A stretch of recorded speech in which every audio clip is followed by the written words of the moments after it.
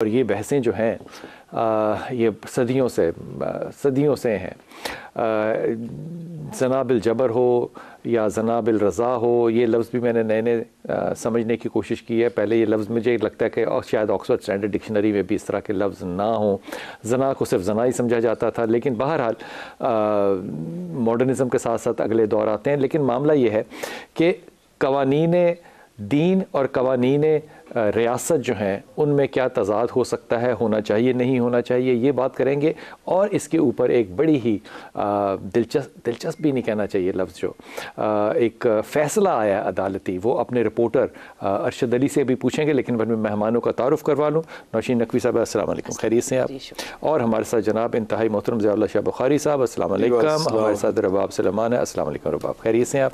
और telephone line पे इंशाल्लाह हमारे साथ डॉक्टर अलामा मोहम्मद हुसैन अकबर साहब होंगे। लेकिन इरशाद, आप ज़रा थोड़ा सा ये जो केस है, ये जो अभी अभी रिपोर्ट हुआ और सोशल मीडिया पे बड़ा इंसा हुआ है, ये क्या चीज़ है?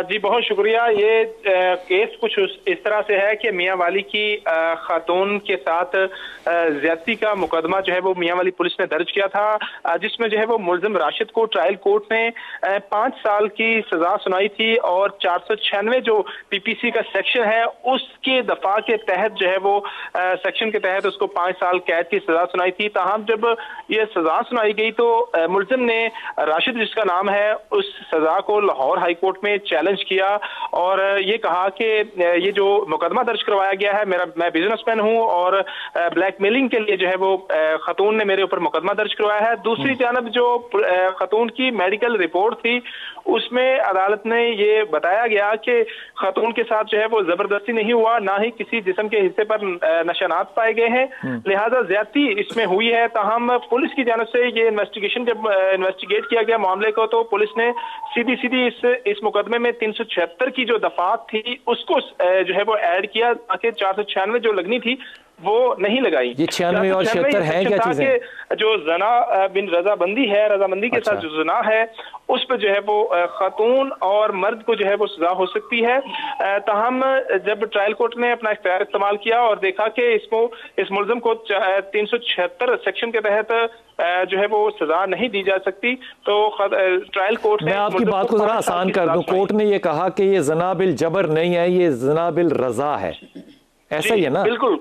अब आपने इस सारे ये यहीं तक है सिलसिला और इसमें लड़के को छोड़ दिया गया? बिल्कुल जी बिल्कुल। कोर्ट ने जो है वो इसको यूं लिया कि ये रजामंदी के साथ जना हुआ है और खातून जो है वो उस मुतल्लिका बंदे के जो है वो रहायशगाह पर खुद गई है, तो लिहाजा तमाम सर्कमस्टांसिस को देखते हुए अदालत ने कहा कि रजामंदी के साथ जो जना है उसमें सिर्फ मर्द को सजा नहीं दी जा सकती। ये लाहौर हाई कोर्ट ने एक बड़ा कानूनी नुक्ता जो है वो सेट कर दिया है।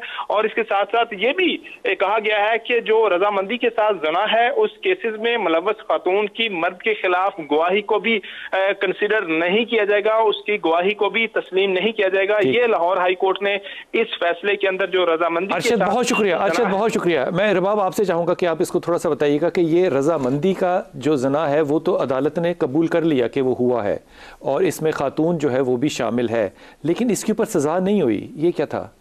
असल में एक जो भी अरशद बात कर रहे थे कि 376 की और 496 बी की, उसमें मेजर डिफरेंस ये है कि एक रेप है जिसको आप कह रहे हैं बिल जबर, और एक ऐसा है विद कंसेंट, ठीक, फॉर्निकेशन, यस। उसमें ये है कि वो रेप नहीं कहलाएगा, rape is when it is asserted. Rape होगा जिसमें कंसेंट किसी एक पार्टनर का ना हो, हाँ, किसी भी एंड से। लेकिन अगर हो कंसेंट तो वो रेप अदालत की नजर में, कानून की नजर में नहीं होगा, लेकिन दैट इज स्टिल क्राइम। और जो क्या जुर्म होगा वो फिर अगर फॉर्निकेशन वो क्या चीज़ है? कि आप जैसे आप कह रहे हैं, जिसको आपने अपनी उसमें ट्रांसलेट किया है कि बिल रजा। अच्छा, ये जुर्म है? जी बिल्कुल जुर्म, ये जुर्म है। दैट इज, अदालत को समझ में आ गया कि ये जुर्म हुआ है, हाँ, तो अदालत ने बरी क्यों किया? वैसे जो क्राइम होता है it is always against state, not against person. अच्छा, तो इस के अंदर जो भी जजमेंट लिखते हुए जिस चीज़ को नज़रअंदाज किया गया वो ये किया गया कि जब भी क्राइम होता है वो अगेंस्ट स्टेट होता है। अच्छा, आपको ये देखना पड़ता है कि अगर ये क्राइम हैपन हो रहा है तो it does not mean it is with the will, it is with the consent और इट इज़ नॉट। अच्छा। जब एक गलत काम हो रहा है तो वो गलत है, and that would stands there. Intention नहीं है इसमें कोई भी? डेफिनेटली नॉट, कोई नहीं होगी, क्योंकि वो स्टेट के अगेंस्ट हो रहा है ना। ठीक। अगर एक गलत काम आपका हो रहा है और उसकी वजह से सारी दुनिया में वही चीज, ये तो आपके एक ख्याल में ये जो अभी कानून, एक नुक्ता जज साहब ने कानून दिया, वाज ऑलरेडी देयर, बट ये जो एक नुक्ता आया कि अगर बिल रजा है तो उसमें लड़की जो है ना उसकी गवाही ली जा सकती है और वो भी उतनी ही मुजरिम होगी जितना कि आदमी मुजरिम है, इस पे कोई तहफ़्फ़ुज़ात हैं? जो है ऑब्वियसली जो क्राइम पार्टनर है, पार्टनर इन क्राइम है, वो कैसे हो सकता है कि वो किसी चीज़ की विटनेस दे सके? यहाँ तक ये मामला बिल्कुल दुरुस्त है। ठीक। उसने जो विटनेस थी, उसकी जो पीछे चल रही है, उसने गलत सेक्शन के तहत जो है वो, उस दिन आपसे एक और सेशन में यही बात हो रही थी कि आर्ट होता है, अपना हक लेना भी एक आर्ट है। वो this is the sort of that कि उसने सिर्फ और सिर्फ सेक्शन जो है वो लग गया रेप का, इस वजह से उसको ये चीज़ जो है इसको हम हाईलाइट नहीं करेंगे या उसके ऊपर किसी को सज़ा नहीं होगी, तो that is not the matter.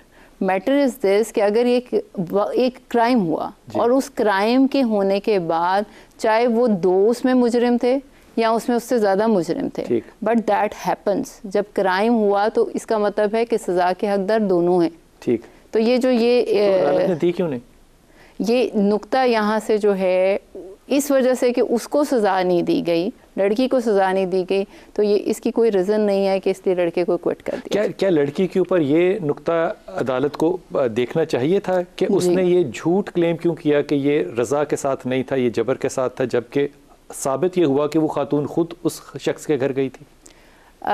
हमेशा ये होता है कि एक पार्टी जो होती है वो अपना, इन्वेस्टिगेटिव है जी, जब वो अपना वर्जन देती है या अपनी कंप्लेन रजिस्टर करवाती है तो वो एक अपना पॉइंट ऑफ व्यू बताती है, इसीलिए उसके अंदर इन्वेस्टिगेशन का पार्ट, मतलब झूठ भी पॉइंट ऑफ व्यू में आएगा ऑब्वियसली, क्योंकि उसको उसका थॉट है ना। ये नहीं कह सकती कि आपने मुझे ब्लफ मारा है। अगर तो वो किसी बहुत सारे सबूत के साथ ये बात कहती है, एक अपना वर्जन देना कि मुझे इस तरह महसूस हुआ, दैट इज वो उसकी सोच है, उसका स्कूल ऑफ थॉट था कि उसके साथ ऐसा हुआ।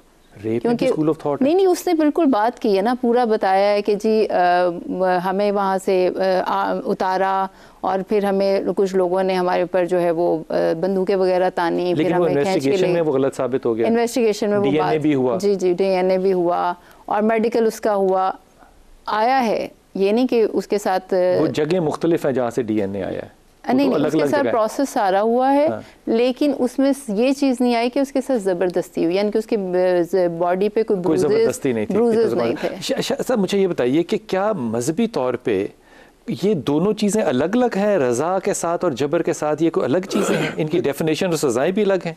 नहीं, मैं समझता हूँ कि जहाँ तक ताल्लुक़ है ना शरई कवानीन के एतबार से, जना का जो अमल है इसकी सज़ा अल्लाह रसूल ने शादीशुदा और गैर शादीशुदा की अलग अलग वो बयान फरमाया। रज़ा के साथ नहीं इसको मंसूब किया नहीं, जना जो है वो यानी बज़ाती ही फ़ी नफ्से ही एक जुर्म है, बहुत कबीर जुर्म है। वला तक़रबू ज़ना इन्नहु कान फ़ाहिशतन व मक़तन व साअ सबीला, बहुत बुरा अमल है।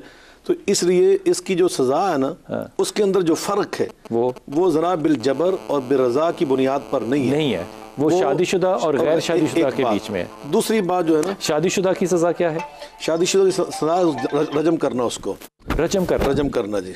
अच्छा। और जो गैर शादीशुदा उसको 100 कोड़े मारना और उसको 1 साल के लिए यानी शहर बदल, रजम से मुराद होती है उसको संसार करना, पत्थर मार मार कर उसको ख़त्म करना। ठीक। ये अगर कहा जाए कि ये बड़ी ज़ालिमाना सज़ा है तो आप क्या कहेंगे इस पे? तो अल्लाह से बढ़कर ना कोई रहमान है और नबी पाक से बढ़कर कोई रहमतुल लिल आलमीन है। ठीक। उनसे बढ़कर मुआशरे के ऊपर रहम करने वाला कोई नहीं है। तो ये पूरे मुआशरे की बात है, क्योंकि 1-2 अफराद के रहम की बात नहीं, पूरे मुआशरे, सोसाइटी, आने वाली नस्ल, उनके हस्बो नसब, उनके ख़ानदान और उनके मुस्तकबिल के साथ रहम का मामला। तो इसलिए ये रहमत है। और यानी कि मुझे जो कानून समझ आया वो ये कि कानून के अंदर रज़ा का साथ जना होना वो एक अलग पैराडाइम है, जबर के साथ होना एक अलग है, मजहब के अंदर ऐसा नहीं है।